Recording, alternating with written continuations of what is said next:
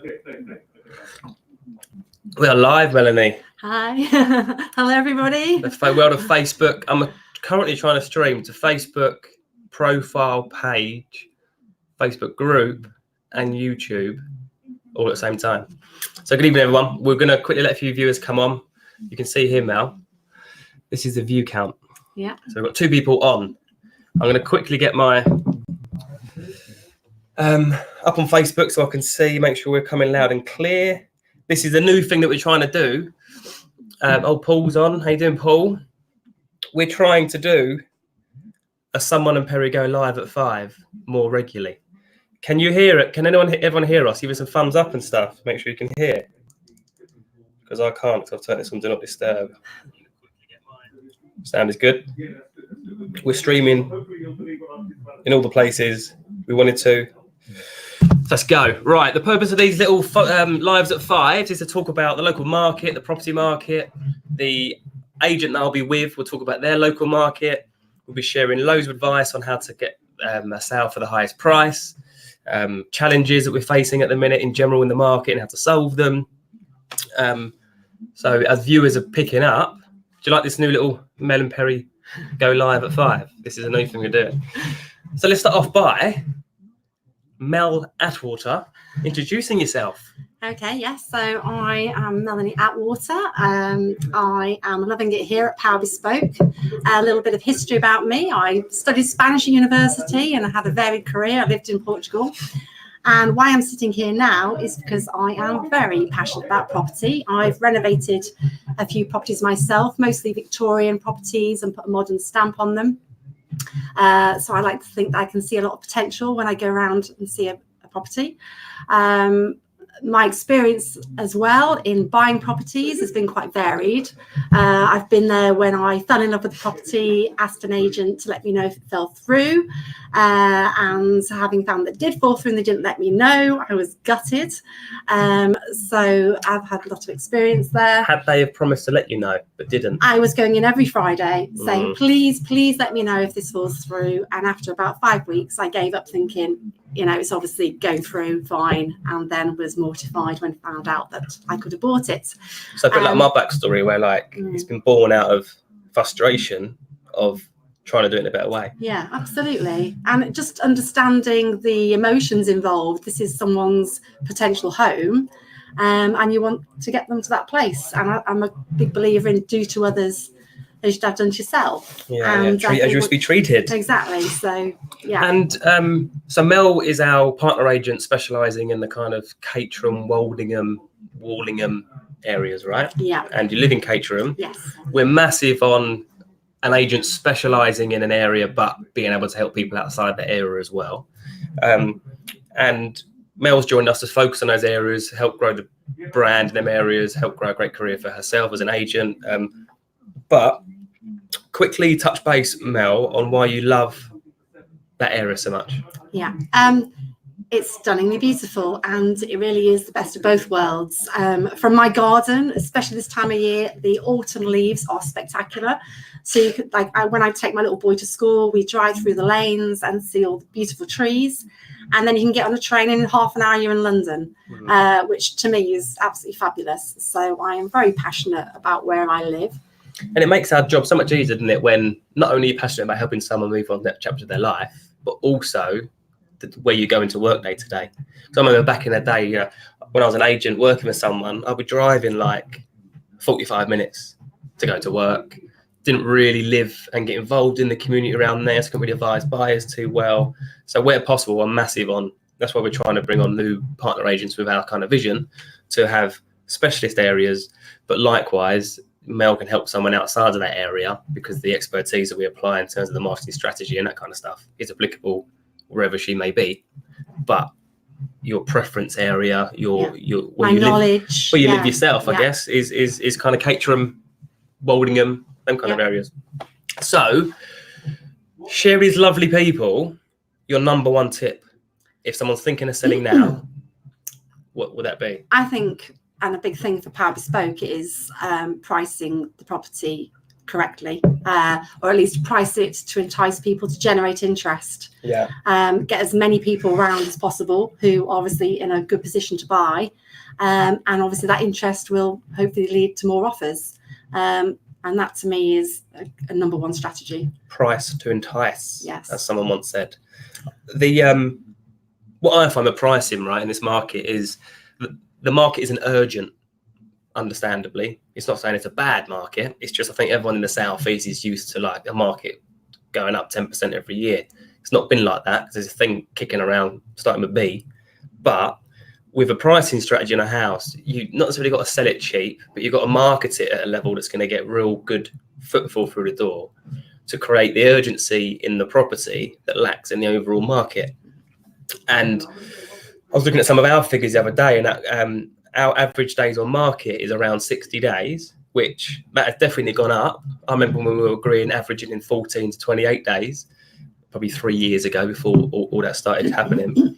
But the prices we're achieving is still, on average of original marketing price, 100.56%, if you're to be exact. And so it doesn't mean you have to sell your house cheap in a tougher market. It just means that your market's got to be a bit better than it used to be. Houses would, back in the day, to a certain extent, sell themselves, put them right move, get the interest, get the offers, get the best price, move on. Now there's more to it. You've got to stand out from the crowd. You've got to get your house being the one that you're going to get the interest in and that kind of stuff. What's the market doing in general, you think, Mel, in your area? And bear in mind, you're near to us. Yeah. It's very where our office is. It's much of a muchness where we are all around. But in general, what do you think it is? From what we've seen, and also according to statistics by Zoopla, it's pretty stagnant at the moment. So it is fairly flat. So flat, yeah. Great way of putting it. It's not crap. It's not terrible. It's just not what it used to be. And it's just flat. People are moving. People need to move. Absolutely, yeah. People are upsizing, downsizing, relocating, births in the family, got to upsize, downsizing. Like people will always move. I've got this theory, right, and it's come to be confirmed in this market. For every 5 houses for sale, 3 have to move. And 2 are just maybe wanting to move if they get the right price, or they might come off the market if they don't get what they wanted. And what I'm finding is those people that really want to move, it doesn't matter what market they move in, because if they're upsizing, then they sell for 5-10 grand less than they thought they would. It'll be relative to their onward purchase. Yeah. I've got some little bullet points over it. Price points. That's a good point. So if you own a house and you're thinking of moving, what price point is getting the most movement at the minute, would you say, Mel? More mid-market, so not your huge detached houses. So 3-bed semis are getting a lot of movement compared to the rest of the market. Top end stagnant because it's 2.5 million, 2 million, even 1.8 million. Anything up to 1.5 million we're finding is fairly good. Over 1.5 million, the kind of market isn't there so much anymore.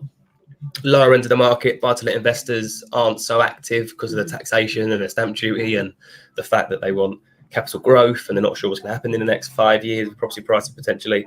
So mid-market, people that can keep their current property, do a let to buy on it, buy their next house, hold on to it. If someone's bought a house in the last 15 years, they're going to have a lot of equity in it most likely. And so they're using the equity to get themselves moved without having to sell their current place. So there's a lot of no chain buyers in that mid-market, which is really helping stimulate the market. If you've got a flat, a leasehold, great time to buy because there's a lot of them on the market. What would you say, we touched on it a little bit about prices, bit flat. So in terms of price changes, we had a quick dig around, didn't we? What was Zoopla saying? And I'm not the biggest fan of Zoopla data, but it's a piece of data. What were they saying in terms of prices in the CR3 postcode? I guess they were pretty stagnant. I think they said 0.5%. 0.56% price change, apparently, according to Zoopla. We also look at a good data source that I tend to look at is home.co.uk, printed it off, and the time on market has gone up massively. So, and data's tricky because you've got to look at some kind of data to make a decision, but they're saying that there's been like a 13% increase on the days on market for a detached house. I'm still beating man flu, by the way, if I've got a bit of a croak. And on average, it's taking like 232 days on market. So I would imagine, it doesn't say, but I'd imagine it's from on the market to exchange or completed. But just be mindful that your pricing's got to be right, your presentation's got to be perfect, your viewing strategy's got to be on point, your follow-up process has got to be world class. It's just every point of the sale has to be handled with pure excellence. Yes. Which is what we do, funny enough, isn't it? If let's share a bit more advice around helping people. If someone was thinking of going on the market maybe early next year, what do you say to them? Do it sooner. Obviously, with the Christmas break coming up, we would suggest perhaps launching around the 22nd. So people are on holiday, they've got a bit of time to start looking. And then that means that if you get your property on the market before then you beat the people who are then mid-January coming on board. So classic case of demand and supply, get yourself on the market to beat those people who are coming on mid-January. And I think that's mad, because a lot of people hold off thinking, I'll go on the market in January. Competition goes up. People are still active. There'll be people that are looking to buy a house now who don't find their house in November or in December, and they're just waiting for the new stock to come on the market. Or also prices reduced. A lot of people might change their pricing going into Christmas and going into the new year. So what we find is when we've got probably 6-7 houses currently, with more to come, part of our Christmas launch. We launch them on like the 22nd, like Mel says. They're visible all over Christmas. We use we respond to our inquiries 24/7, 365. So we get all over Christmas. Every inquiry is going to get dealt with, responded to within 5 minutes. So we never miss an inquiry. Those people are then captured. Viewing to start second week in Jan, once all your family have cleared off for Christmas, and you get a better launch rather than waiting. And like Mel says, competing with more and more people coming into the market. If anyone's got any questions, I can actually see the comments now. So fire any questions in if you think of any or have any. In terms of something that we're doing here at Power Bespoke, we're obviously going to do the Christmas launch, but what we find is working really well. If your house has been stuck on the market for probably 3 months, it's a really good time now to ask your agent to circle back through everyone that's viewed it in the early days. So when 70% of interest comes in a house in the first 3 weeks, it's on the market. We know this from Rightmove. Really good strategy this time of year is to circle back to everyone that viewed it originally, because they might have dismissed it straight away, understandably. But many buyers set out their search with maybe an unrealistic expectation. So they might have seen your house the first or second house that they viewed. Then they're thinking, actually, I need to re-go back to that because that was quite good value. Now I've seen 15 houses.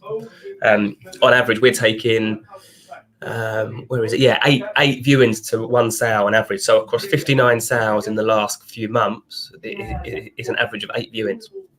So circle back through, get your agent to speak to every buyer that's viewed it in the past, saying, hey, where are you now? Remember you viewed that house. Would you reconsider it? Why don't you pop back round, see what you think now that you've seen more houses? That's a really good way of getting it done. If we're going to share 2 tips, Mel's going to share 2 tips. This weren't part of the plan, so. So we'll talk about pricing. Any other draw on maybe? I know you were giving some advice to some clients this week on a few properties. What else would be, apart from pricing it right, getting ahead of the curve for Christmas? What would your number 3 tip be? Well, clearly, come to Power Bespoke. Love the plug there. Proper salesperson right there. I'm obviously choose an agent that is delivering the service. You know, everybody needs to be working harder. So calling out buyers, like you're saying about looking back who viewed the property originally. Find an agent that's working really hard and can prove that it's grafting for you. That's what I'd say. Choice of agent, pricing, timing.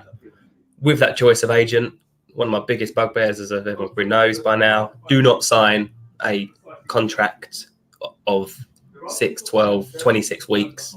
Has to be a rolling 0-day notice. If the agent's not performing, you're about to sack them quite easily. So no contract, pricing, timing, right agent. And then I think the biggest thing as well, I find at the minute, the amount of properties out there that advertise craply. Yeah. Is that a word? Terribly. We've made it up. A new word. Yeah, new word. terrible pictures, no floor plan. Like, you can't do that in this kind of market. Buyers expect to be able to quickly have a quick look at a house. Wow, that looks nice. Knock that wall down, extend it there. It's the right area for us, right price bracket. Let's go and see it. Quick decisions. People ain't got time to read through essays anymore. They're really good pictures. So there we go. Yeah. Pretty much. And Mel, if anyone watching this, because they are going to be watching it in your area, thinking of moving, not sure, currently on the market for sale, how can they get in contact with you apart from messaging this Facebook page? Yeah, I'm Melanie Jane on Facebook. Melanie Jane. Obviously, give us a call. I'd love to help. Just give advice, basically. No pressure, no sweat. It's not going to be like I'll come and see you tomorrow. Like, we can have a chat on the phone with Mel if need be, just to get an initial. That'd be the word. We've got 2 words we've created. Initial advice. We do a lot of people ring us a lot, right? And they ring us and say, I'm on the market, but it's not selling. And we'll do like an initial kind of chat on the phone, looking at their details and give them like 5 or 6 areas they can implement with their estate agent. Yeah. Because obviously, if someone's for sale, we'd rather them get sold, whether it's with us or somebody else. Our purpose is to help them move. 9 times out of 10, the things that we suggest the agent doesn't want to do, like invest in some proper pro photography pictures. So when the agent says, oh no, we've got to charge you for that, then they come to us, we do it, relaunch it, get interest, that kind of stuff. I think for me, one thing, it's all, we're there to assist selling someone's property, but equally helping them find somewhere else. A lot more now. And I feel that that's something that, I absolutely love the privilege that comes with my job of helping find somebody their new home. So yes, a big part of Power Bespoke, I didn't really touch on that, is that so we don't exist to help people sell their house. There's a big difference between that and we exist to help somebody move on to the next chapter of their life. By helping them get to their next chapter, it never stops, does it, until they've got the keys to their new house. So that means we use our expertise and our ability and our experience to help them negotiate the best outcome. Not always the cheapest price, but sometimes you might have to offer $5,000 more, but you want the seller out 2 weeks more sooner than they wanted to move out because your buyer's putting pressure on you. Like, it's all about getting the overall best outcome, and we don't stop having you as a client until we've achieved that for you. Yeah. And that's the real nice part, because there's times when, you put a house to market, you launch it, you have 9 viewings in the first couple of weeks, you've got 3 offers, 1 over asking price, but they're not on the market yet. 1 at asking price, but they've got a 5-link chain behind them. 1 $5,000 under asking price, and they've got no chain and can offer flexibility. That offer, $5,000 less, can then help you negotiate a $20,000 saving on the house you want to buy, where they're divorcing or relocating or really need to move by Christmas.